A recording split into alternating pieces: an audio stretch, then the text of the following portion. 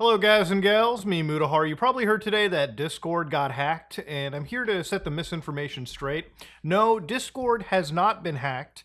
Kind of, actually. See, Discord is a huge platform, and they work with a lot of people that are, there to help Discord out with things like support and so on and so forth.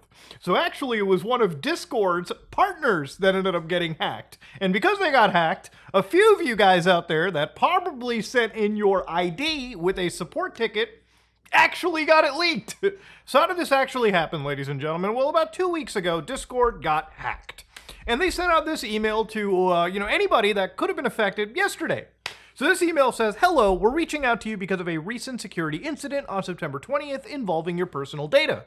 Ooh, when you read that, things are not looking good. Specifically, an unauthorized party hackers gained limited access to a third-party customer service system used by Discord. We have confirmed that some of your personal data associated with your contact with our customer support or trust and safety teams were exposed in this incident.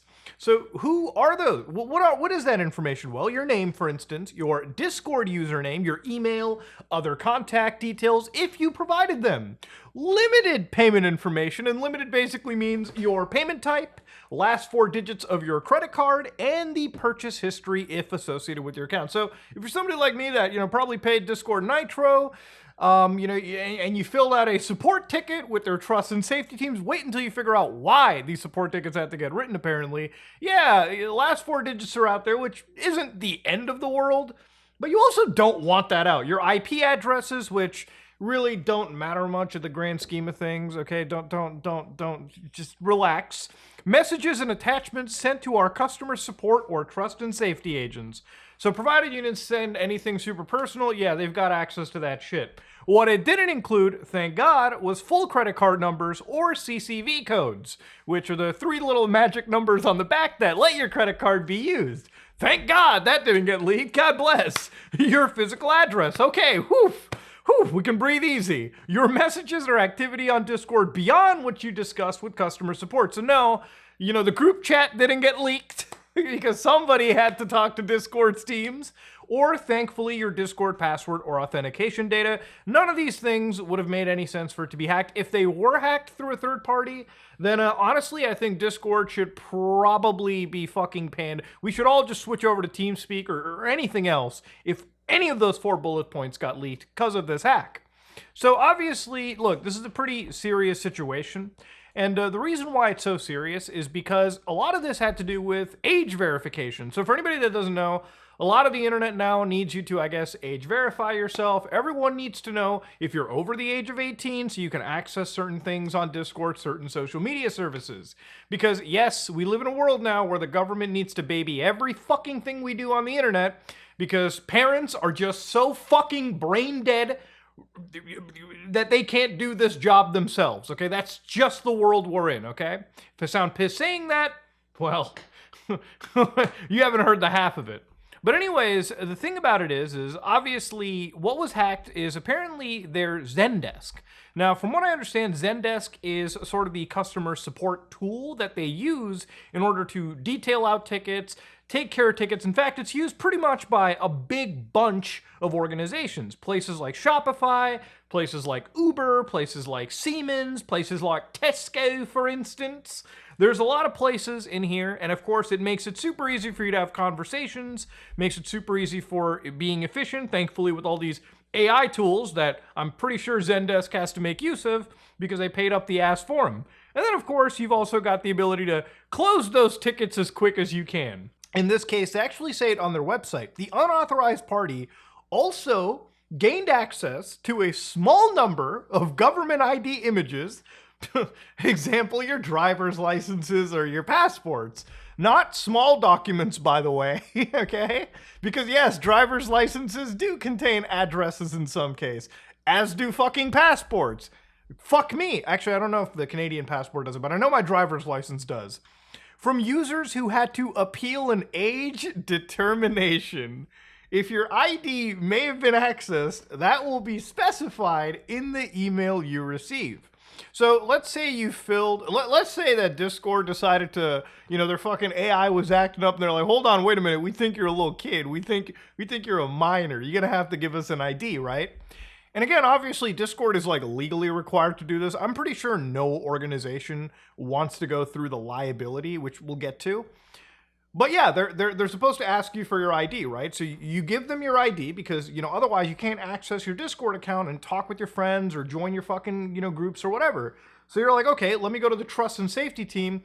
Let me give them my ID, right? It's similar to how any of these social media platforms ask you. And to my knowledge, my understanding, aside from Google and YouTube, because at the end of the day, I have a financial relationship with the site, I don't provide my ID pretty much to anybody. Like Facebook, specifically Instagram, has banned my original account for impersonation of, I guess, a public figure, and decided to fucking ban me, okay? An account that I had, I think, before I even started YouTube videos. So anyways, they banned my account, okay? And they were like, hey, give us an ID and then we'll reopen it. And I'm like, no, Mark, I'm not giving you my fucking ID. So ultimately, Discord did the same thing, and users were like, okay, sure, here's my identification, let me get access. Now, if you filled out a support ticket, that ID that you gave, that ticket, could potentially be leaked. So meaning that in the age of ID verification, basically the worst nightmares happen. And this is why I'm making a video about it, because I said this way before these laws were even passed, or even thought of, right? And ultimately, when it comes to the liability, bro, who is responsible, okay? Like, if the government and these big tech companies want us to give fucking IDs, at least take some fucking ownership. Take some L's. Give us some money back. If ultimately you end up taking some of our most personal information, giving it to a third party and letting it get stolen. And it's funny to me that when you go to a lot of these like authentication things, it's always like, don't worry, we'll delete your information. We'll delete your selfie. And then it almost turns out that that never happens, okay? Usually the information is sitting on some fucking server or an unsecured bucket in the worst case for somebody in the world to just grab, okay? And in this case, a bunch of hackers decided we're gonna target Discord's like support tool, and then they won from there. They got people's information.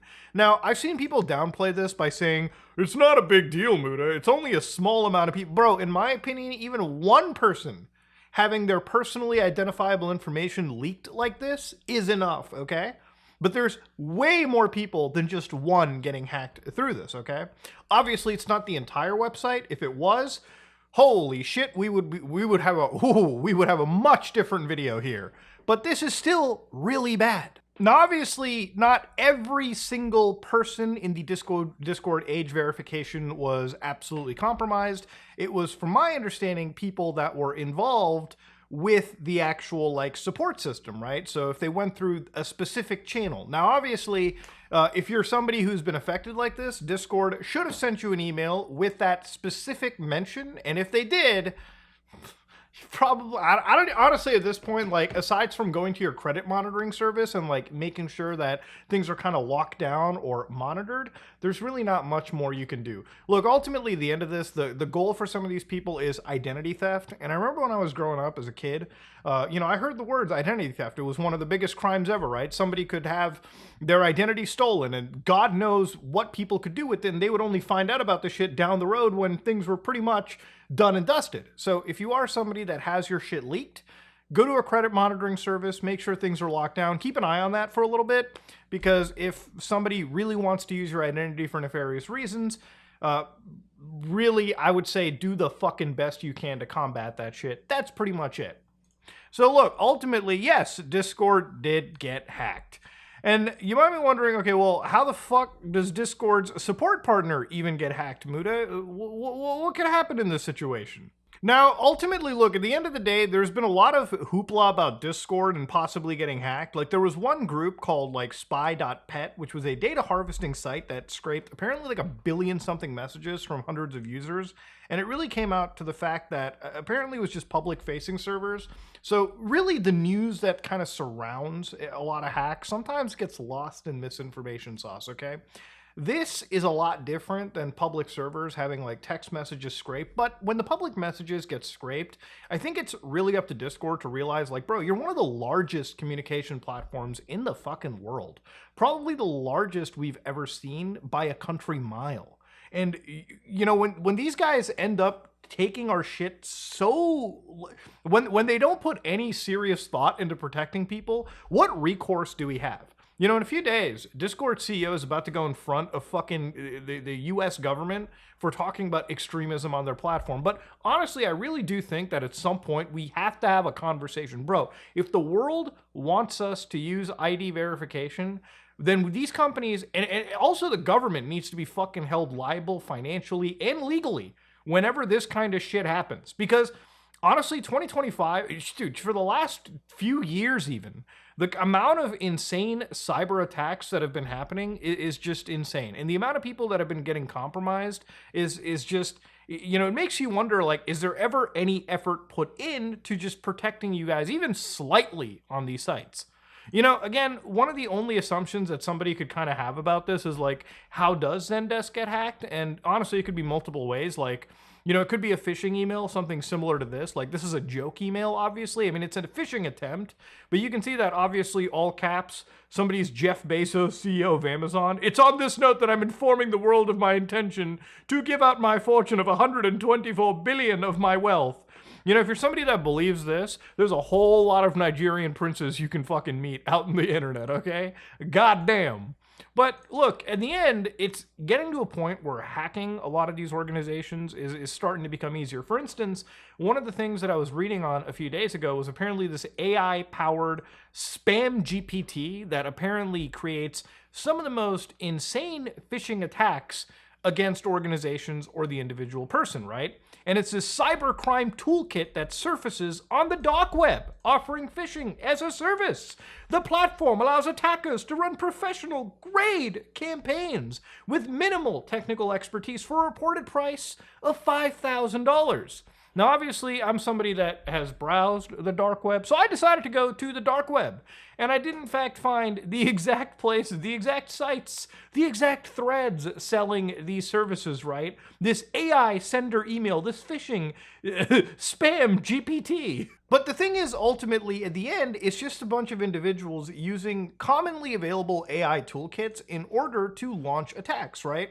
I mean, it's crazy to think that you can download models, and I'm not going to show you exactly what they are, but I've talked about this before. You know, if you go to ChatGPT or you go to like, you know, any, you know, publicly available, easily accessible AI, they have a lot of guardrails, but you can always download uncensored local artificial intelligences, and provided you know what to do with system prompts and whatnot, you can really take the guardrails off and start using these toolkits to write, again, malware. You don't even have to pay a company like $5,000 to do the system prompt bullshit for you.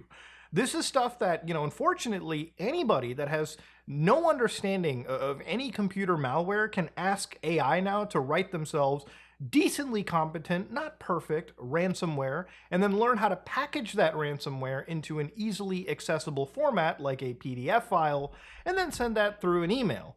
And provided somebody accesses that on the support networks, because remember, it's not like everyone is using military grade encryption and VMs and all these crazy systems to secure themselves.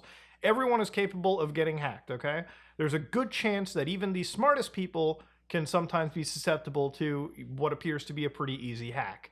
And ultimately, it's because of these kind of hacks, and again, this is just very much speculation on how I think this happened. Again, email spam is probably some of the most common way to deliver shit, but generally speaking, these guys got hacked, and what shocks me is that they were storing your personal information, like your driver's licenses, for easy accessibility.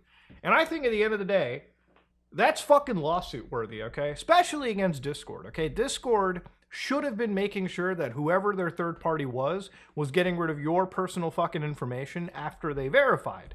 Because if this is the world we're gonna head into, at least let's secure our people before, you know, the worst tends to happen. So if you are affected by this, check your credit monitoring, and ultimately, if anybody asks you for ID on the internet, tell them to go fuck themselves, all right? It doesn't matter how big or small they are, okay? Keep yourself safe. If you like what you saw, please like, comment, and subscribe. Dislike it if you dislike it. am out.